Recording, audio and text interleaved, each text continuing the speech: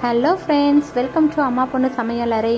இன்றைக்கி நம்ம பார்க்க போகிறது ரொம்ப ஹெல்த்தியான ஆரோக்கியமான ஃபிங்கர் மில்லட் வச்சு ஒரு சூப்பரான உப்புமா செய்ய போகிறோம். இந்த உப்புமா செய்கிறதுக்காக நம்ம எடுத்திருக்க பொருள் பார்த்திங்க அப்படின்னா ராகி மாவை வச்சு ஒரு சூப்பரான அருமையான உப்புமா செய்ய போகிறோங்க. அது எப்படி செய்யலாங்கிறத வாங்க ஃப்ரெண்ட்ஸ் வீடியோக்குள்ளே போய் பார்க்கலாம். வீடியோக்குள்ளே போகிறதுக்கு முன்னாடி என்னோட சேனலை ஃபஸ்ட் டைம் விசிட் பண்ணுறீங்கன்னா சப்ஸ்கிரைப் பண்ணிவிடுங்க ஃப்ரெண்ட்ஸ். இப்போது நான் ஒரு கப் அளவுக்கு மாவு எடுத்துருக்கேங்க. நான் 2 கப் அளவுக்கு மாவு எடுத்துக்க போகிறேன். உங்களுக்கு எந்த அளவுக்கு தேவையோ அதுக்கேற்ற மாதிரி நீங்கள் எடுத்துக்கோங்க. இப்போது இந்த மாவில் தேவையான அளவுக்கு உப்பு சேர்த்துக்கோங்க. உப்பு சேர்த்துட்டு கொஞ்சம் கொஞ்சமாக நம்ம தண்ணியை ஊற்றி மிக்ஸ் பண்ணிக்கணும். அதிகமாக தண்ணி ஊற்றி பிசைஞ்சிக்க கூடாது. தெளித்து விட்டு தான் நம்ம பிசைஞ்சிக்கணும். அப்போ தான் நமக்கு கரெக்டான அளவுக்கு மாவு உதிரி உதிரியாக கிடைக்கும். நிறைய அளவில் தண்ணி ஊற்றிட்டோம் அப்படின்னா நமக்கு மாவு குழ குழன்னு ஆகிடும். இதில் அதிக அளவில் இரும்பு சத்து இருக்குங்க. ரொம்ப ஹெல்த்தியானது. இது ரொம்ப நேரத்துக்கு பசியை கண்ட்ரோல் பண்ணுங்க. அதே சமயம் ஆரோக்கியமாகவும் இருக்கும். இதில் இரும்பு சத்து அதிகமாக இருக்கும். பற்களுக்கு ரொம்பவே உறுதியானதுங்க. எலும்புகளை வலுப்படுத்தும்.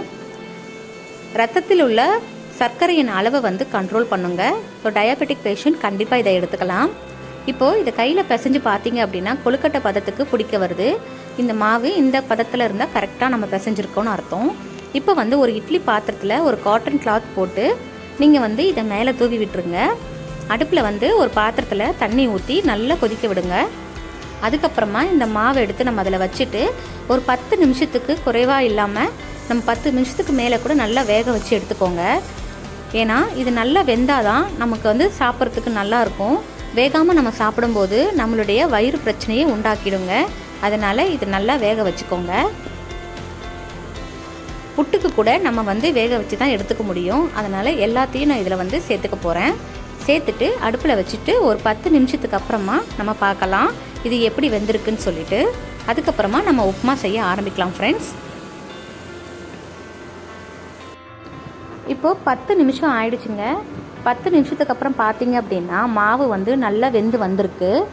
இப்போ இதை நம்ம நல்லா ஆற வச்சுட்டு ஒரு பாத்திரத்துக்கு மாற்றி எடுத்துக்கலாம் ஃப்ரெண்ட்ஸ். இது கட்டிகள் எதுவுமே இல்லாமல் நல்லா ஆறுனதுக்கு பிறகு நம்ம நல்லா உதிர்த்து எடுத்துக்கலாம்.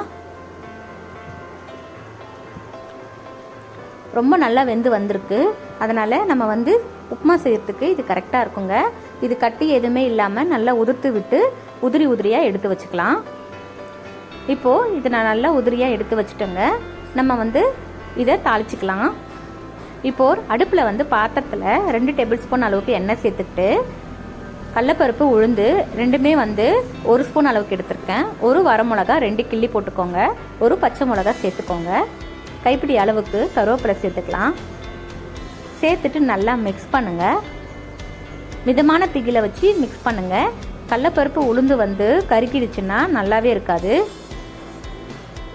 இது நல்ல மிதமான தீயில வெந்ததுக்கு பிறகு ஒரு கைப்பிடி அளவுக்கு சின்ன வெங்காயத்தையும் சேர்த்துக்கோங்க.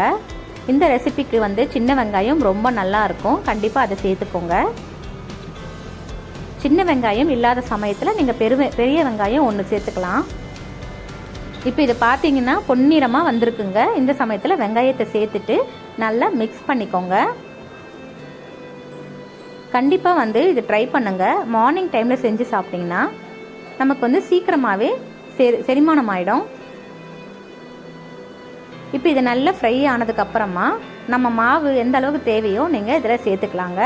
நான் 1 கப் அளவுக்குள்ள மாவை இதில் சேர்த்துக்க போகிறேன். இதில் பார்த்தீங்கன்னா கலோரிஸும் ரொம்ப கம்மி தாங்க. ஸோ வெயிட் லாஸ் பண்ணணும்னு நினைக்கிறவங்க கண்டிப்பாக இந்த உணவை எடுத்துக்கலாங்க. ரொம்ப நேரத்துக்கு ஃபில்லிங்காகவும் இருக்கும். இது 2 வாட்டி இந்த மாதிரி வதக்கி எடுத்திங்கன்னா சூப்பராக ரெடி ஆகிடும் நம்மளோட உப்புமா. இப்போ பார்த்தீங்கன்னா எல்லா இடத்துலையும் ஈவனாக நல்லா ஸ்ப்ரெட் ஆகிடுச்சு. உப்புமா சூப்பராக ரெடி ஆகிடுச்சுங்க. கடைசியாக கொஞ்சமாக தேங்காய் பூவை சேர்த்துக்கோங்க. உங்களுக்கு விருப்பம் இருந்தால் சேர்த்துக்கோங்க, இல்லைனா ஸ்கிப் பண்ணிக்கோங்க. கண்டிப்பாக இந்த உப்புமா ரொம்ப சூப்பராக இருக்குங்க. உப்பு பத்தலைன்னா தேவைப்பட்டால் நீங்கள் சேர்த்துக்கலாம். ஸோ கண்டிப்பாக இந்த ரெசிபிஸ் உங்களுக்கு பிடிச்சிருக்குன்னு நினைக்கிறேன். பிடிச்சிருந்தால் என்னோடய சேனலுக்கு மறக்காமல் லைக் பண்ணுங்கள், ஷேர் பண்ணுங்கள், சப்ஸ்கிரைப் பண்ணுங்கள். பக்கத்தில் இருக்கிற பெல் பட்டனையும் கிளிக் பண்ணுங்கள். நான் போடுற வீடியோஸ் நோட்டிஃபிகேஷனாக வரும் ஃப்ரெண்ட்ஸ். எல்லோரும் இன்புற்று வாழ்க. நன்றி.